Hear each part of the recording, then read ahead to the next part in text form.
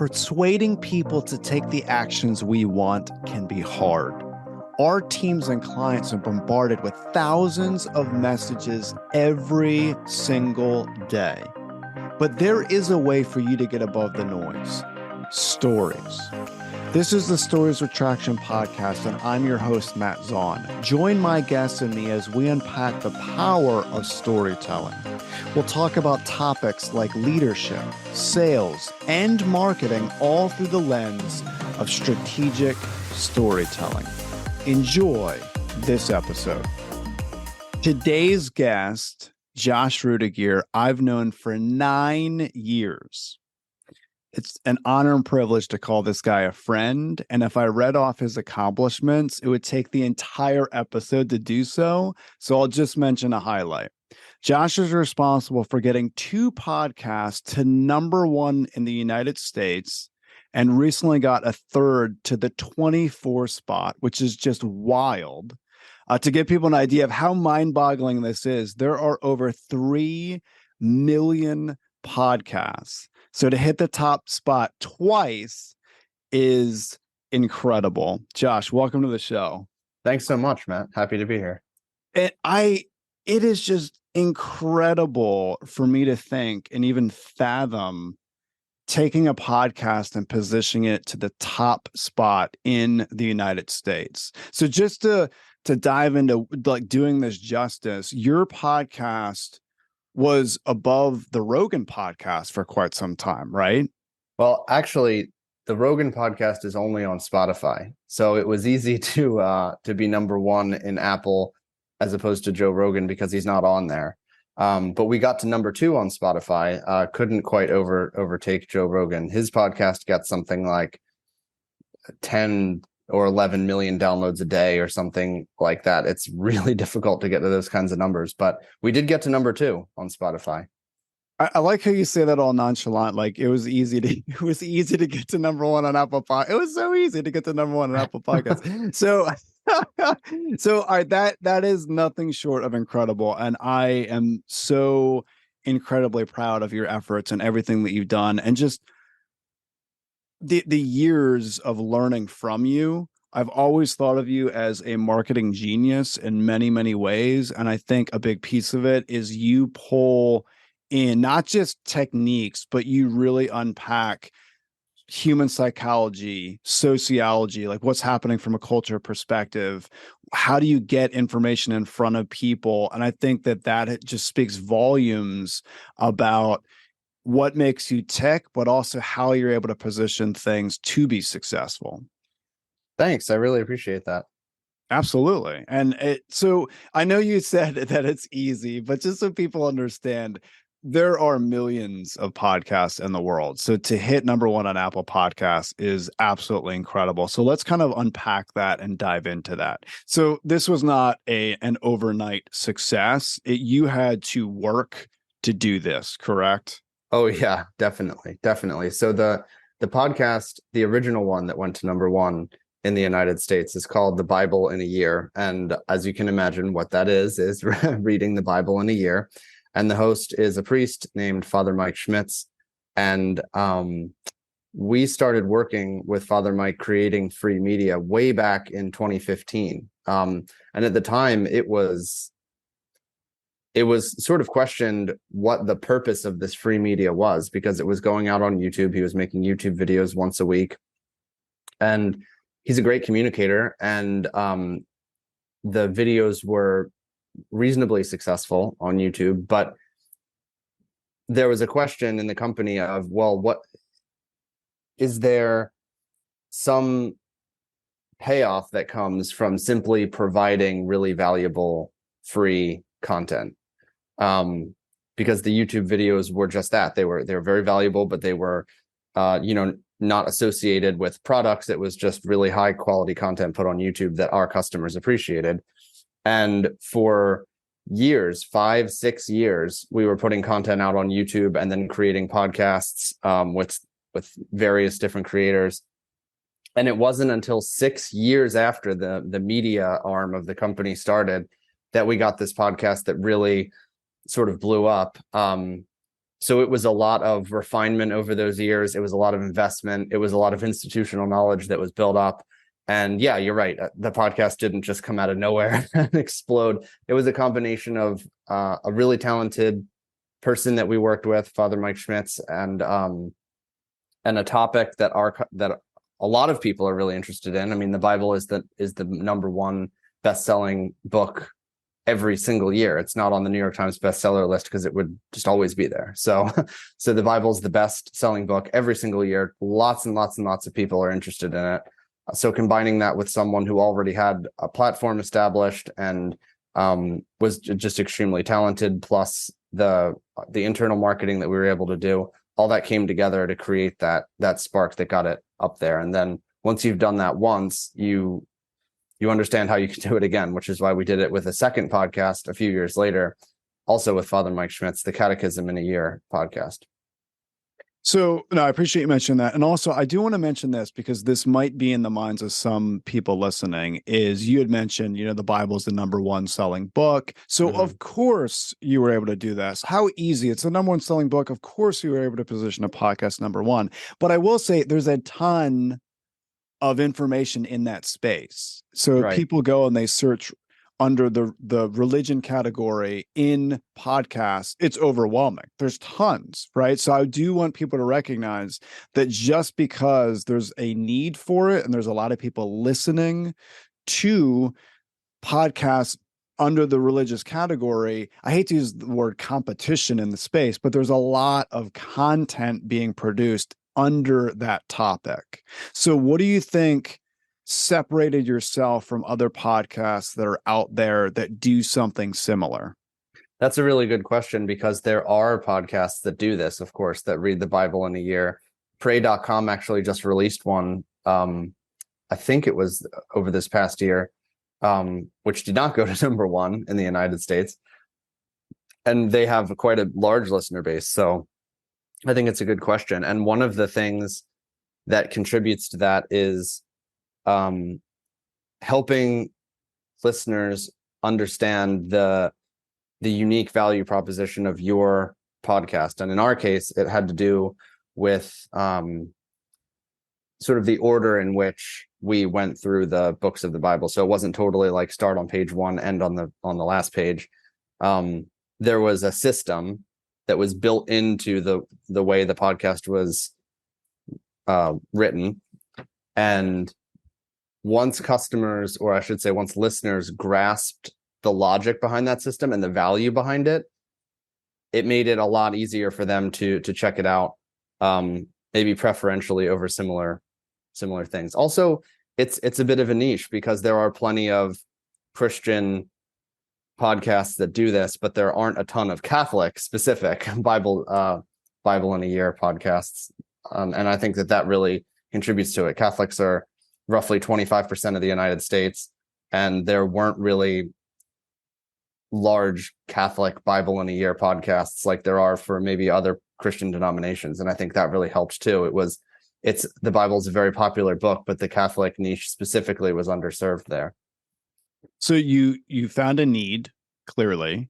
Mm-hmm. You built a systematic approach around it because you mentioned the system. I also want to speak to the creativity that I've seen in this. It is unbelievably creative. I mean, I was literally blown away when you were showing me different elements of how creative it is. So there was a ton of thought that went into this. And I want people that are listening to this to recognize the amount of planning and strategy and thought and the systems. It's unbelievable. And I do think your passion was a big part of it as well, because every time you talk about it, I can see how just incredibly passionate you are about it, which speaks to your willingness to grind it out for over half a decade to get it to where it is.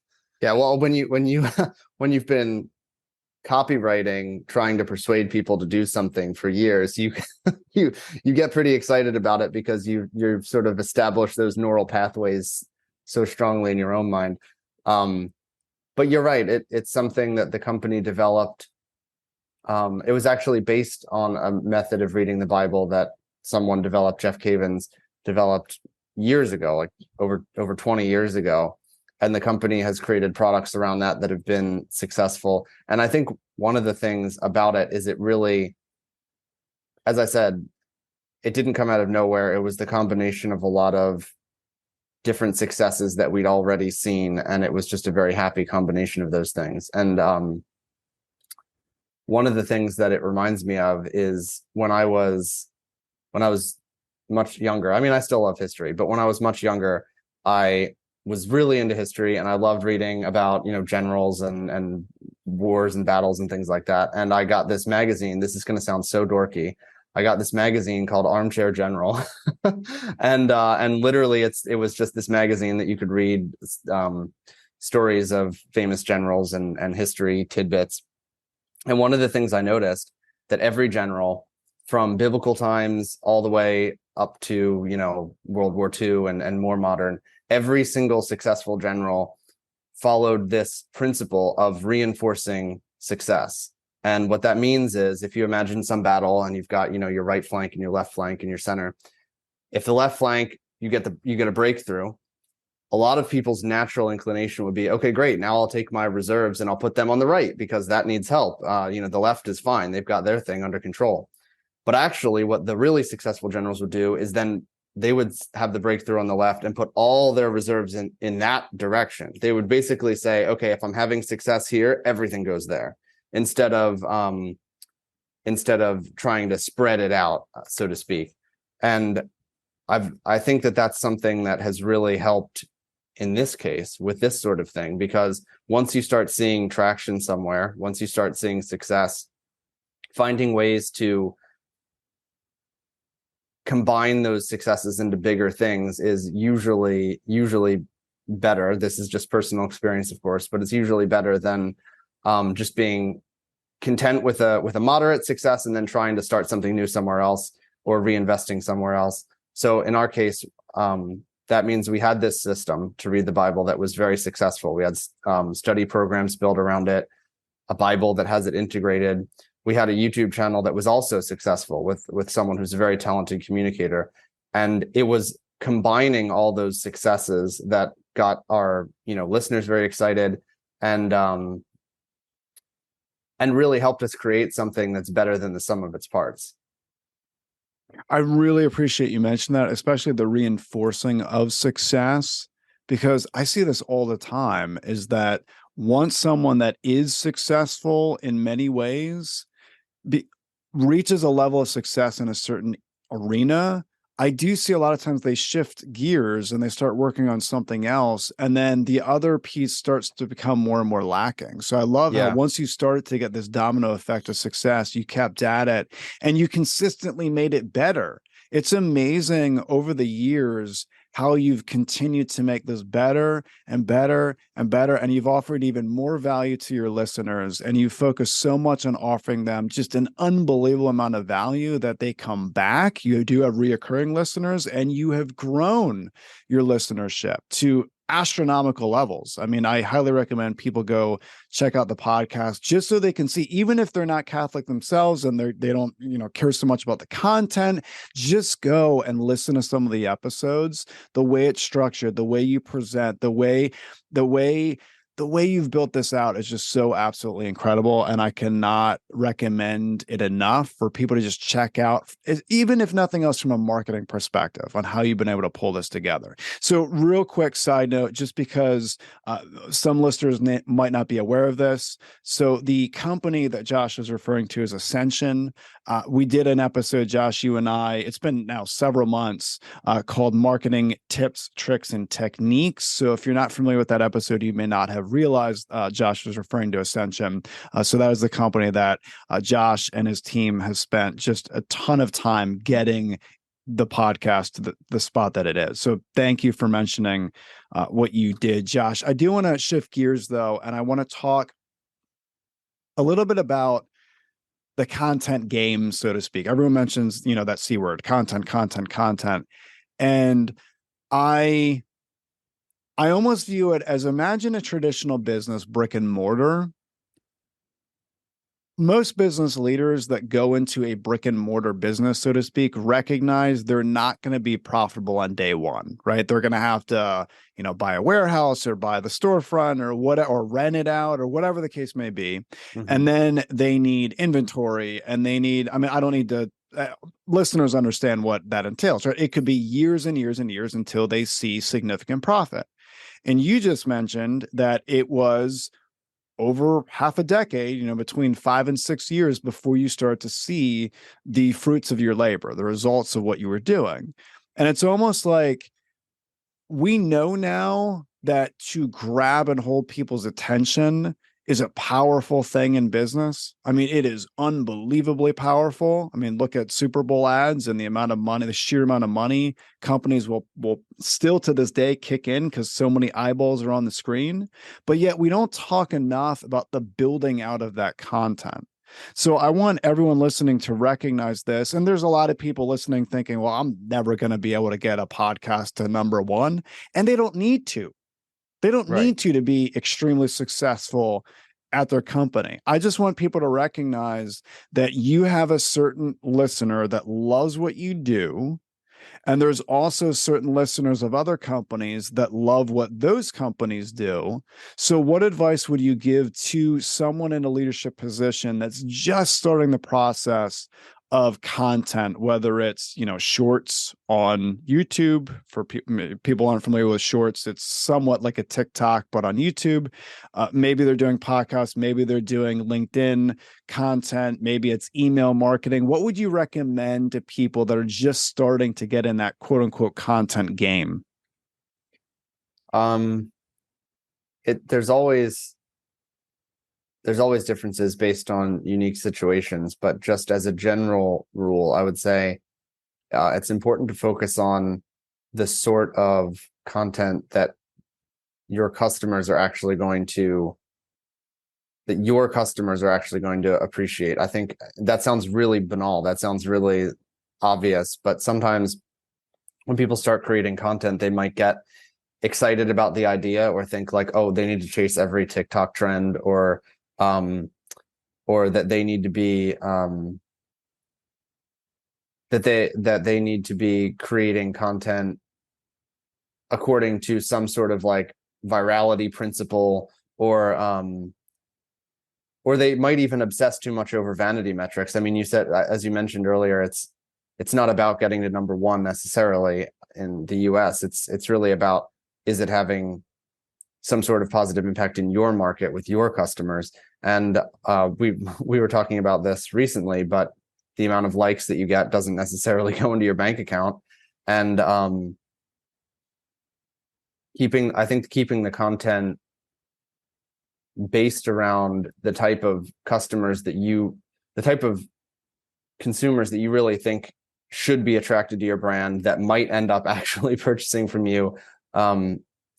I think that's important, because it's very easy to get distracted and just try to chase likes for themselves, or viewership for itself, and not actually keep it based on the type of people you want to attract. And even with Ascension, when we were making the YouTube content, it was Catholic content. It was content that people who engage with our brand anyway liked to consume. And even then it was challenging to figure out, okay, how does this connect? It's obviously very valuable. Obviously people like it. And as you're alluding to, there's clearly intrinsic value to having that attention, but it's still not easy to bring those things together, because no one wants to feel like they're just watching some kind of commercial. Like, the content actually has to be good. Sure. So I guess that's what I would say. Yeah, I appreciate you mentioning not trying to reproduce what's going viral. That's very important. And I think people do it more than they realize, even culturally, maybe not viral, but culturally. So as an example, literally, I kid you not, yesterday, I was having a conversation with someone. I was diving into story strategy with this person, and I had to mention to them, the story that you're sharing, though it is culturally acceptable, and though it's highly valued in many circles, you're actually doing a detriment to yourself, because 95% of this individual's clients did not connect with the stories that were being shared. So I want people to understand that culturally acceptable.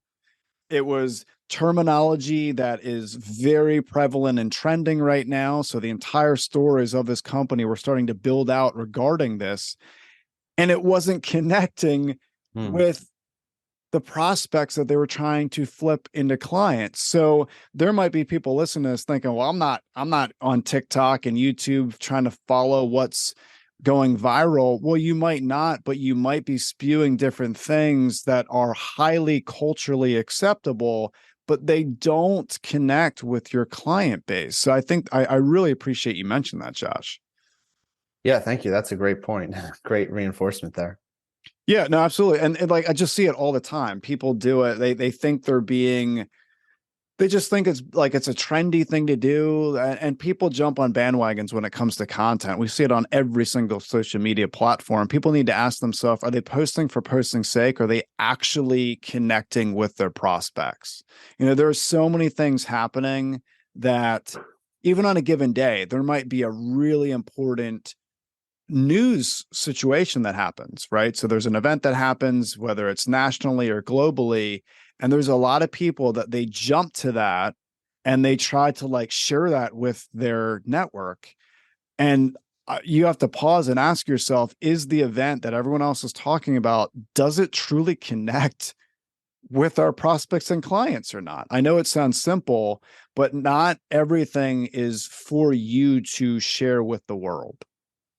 That's right. And I was also thinking, as you were saying that, on a more tactical level, that there's a difference between creating something based on an ephemeral trend and creating something or cultural moment, and creating something that the algorithms of these platforms like. And I guess what I mean by that is the algorithms of these platforms are regularly changing. So of course, to some degree, you need to adapt to that. That's not, you could say that that's ephemeral, but it's something that's important to take into account. For example, the aspect ratios of videos, like nowadays, most of the algorithms prefer if you post videos that are vertical and fill the phone screen, because the more of the phone screen that gets filled by the video, the more attention is on the video on someone's mobile device, and so the algorithm likes that, so that's going to get more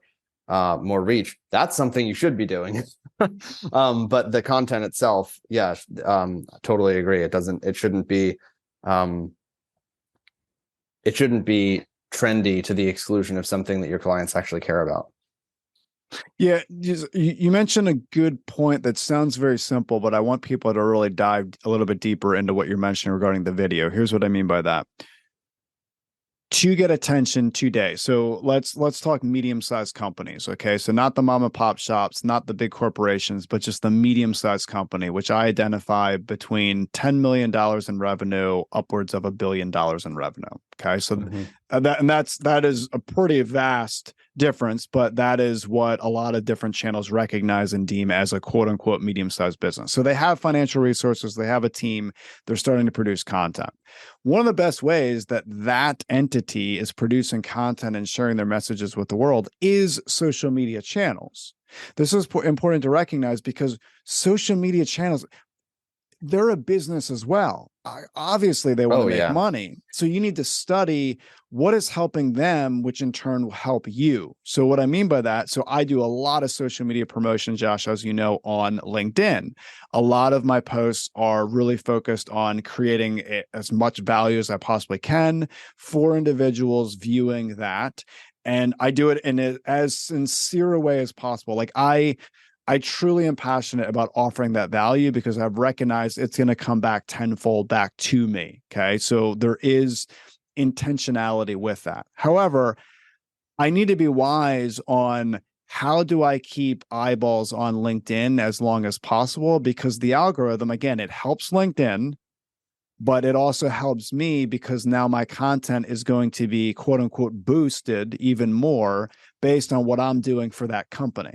So I think it's really important. Like YouTube now, depending on when people are going to listen to this episode, this could change, right? But YouTube, they're putting a lot of emphasis now on their shorts to compete with TikTok, but their normal videos, 15 to 20 minutes, is what they're really looking for because they could put more ads in there, right? So knowing that, you want longer videos when it comes to the normal videos on YouTube. So that's something to be mindful of. If you're helping YouTube, it's going to help you because it's going to be what you mentioned regarding the algorithm. It's going to continue to push that out. So I appreciate you mentioning like to be mindful of that kind of stuff.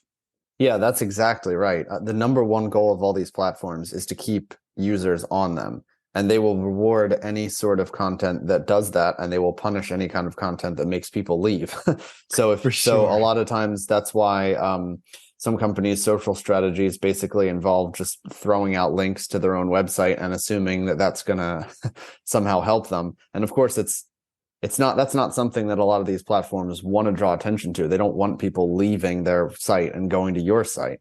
And exactly as you said, the types of videos that succeed are usually the types of videos that will keep people on the platform. So for TikTok style videos like Instagram Reels or YouTube Shorts, they just want people sitting there scrolling. It's almost like channel flipping on your phone for a significant amount of time. But then, as you pointed out, the other type of YouTube video that maybe people will stick around for is a longer, maybe video podcast kind of thing, like a longer discussion that lasts 15, 20 minutes. And they also like that. And you're totally right that thinking in terms of, okay, what would be this platform's benefit to hosting the content, and sort of understanding that will help you with your own creation of it. Absolutely. And so speaking of all this and what you're saying, people flipping through almost like they're channel surfing. So I'm sure there's a lot of people out there that are thinking, well, I just have to create just an absurd amount of content. I have to ask because it's very relevant to the moment, is I do see a lot of companies starting the process of looking into allowing AI to create content for them. What are your initial thoughts on what you've seen so far regarding AI, regarding content creation?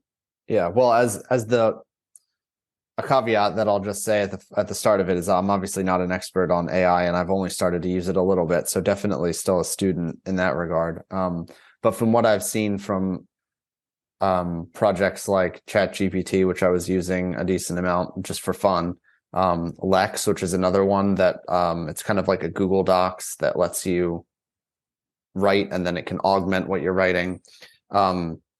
Dolly, the art creation, things like that. So I've used a smattering of these things. I tend to think that a lot of those platforms at first will be a multiplier for the people using them. So if you are, not really doing anything or doing very poor marketing, I don't think those platforms are necessarily going to help you a ton. I don't think what they make is extremely high quality yet. And I'm, just like the machines that they used to lug around to chess tournaments that could be beat easily, and then ended up turning into machines that can't ever be beat. I think it could be like that with AI now, where initially, of course, it looks a little silly or doesn't sound right. But I do think that it can augment what people who are already really talented can put out. And it can be a multiplier in that sense. So someone who's already doing great work can use it as a tool, perhaps, to just help them get a little bit further. For instance, maybe get them started, give them ideas. One thing that I found ChatGPT useful for was, have you used it before? I have only to play around with it. I'm not using it to write content for me. I'm know very little about it, only based on my fun, so to speak, interactions with it, just to try to understand what it's going to kick back out. Yeah. So I guess for people who maybe don't know what it is, it's this program where you send it a message like an instant messenger, and then it sends you a response from the AI. And you can ask it questions. You can ask it to execute certain things, like tell it to write a story. I've noticed that the content that it writes tends to be mediocre. But what I found really helpful about it is asking it pretty objective questions to help me understand an issue better or a topic better. So I've asked it questions about code, for instance. Like, not that it's, again, just like with content, it's not going to sit there and code you a mobile app. But if you ask it questions like, hey, what does this command do in this line of code? Or can you help me find what change I might need to make in this line of code? It's not going to be perfect, but it's going to help you get started down the right path or show you where to look.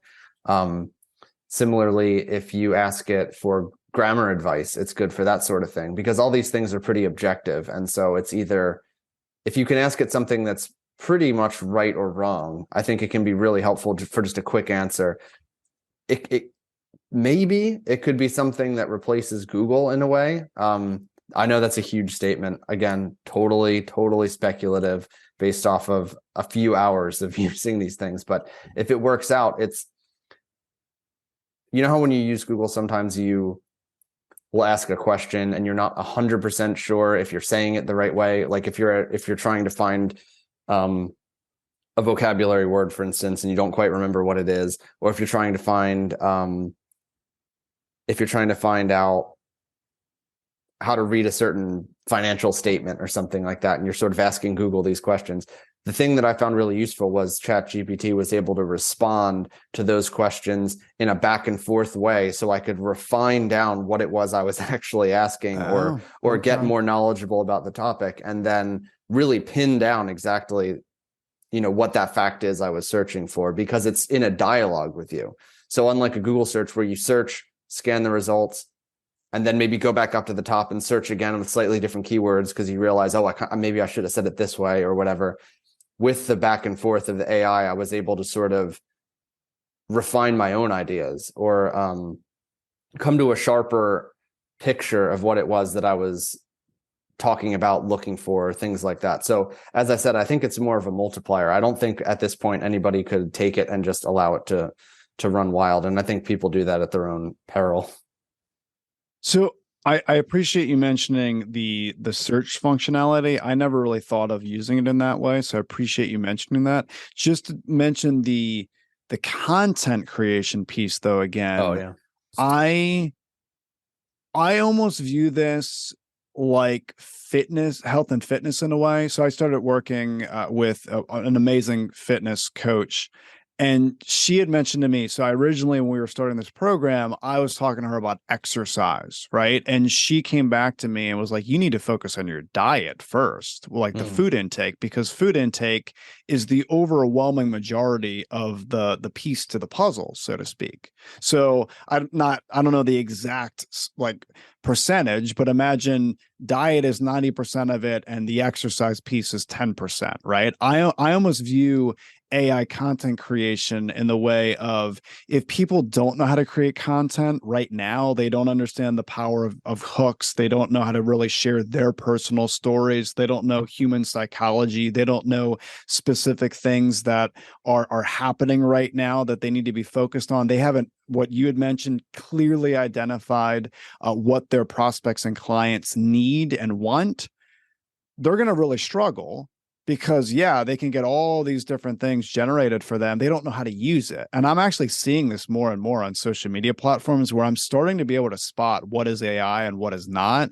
And I will tell you, once I spot AI again and again under certain accounts, I unfollow these accounts. I don't really want anything to do with them, because I can go on Chat GPT myself and search what they're sharing me, right? There's What's that? How do you figure it out? Is it you just it's too generic sounding, or it's too generic, and I'm seeing the exact same thing from these other quote unquote influencers. They're just touting the exact same stuff, and it's to their detriment, because they're losing trust with their audience. And trust, as you know, is so unbelievably important when it comes to connecting with our audience. Do you think that people do see through? I mean, obviously you do, and I would hope I would, but do you think people see through it? Or do you think that maybe people don't mind seeing, if someone's just posting on Twitter all the time, things like take cold showers, get up at 7 a.m., like, these sorts of general advice. I mean, those things, again, how relevant are they to the people you want to attract? Maybe not too much. But in terms of just getting sheer likes, I mean, do you think people are even noticing, or do you think they just think, yeah, that sounds true to me? And then I think some people are noticing, and I think more and more people are going to notice. And I also think what this does is if you can position more people to having the skill set of copywriting, right? So it takes a ton of time to become a great writer.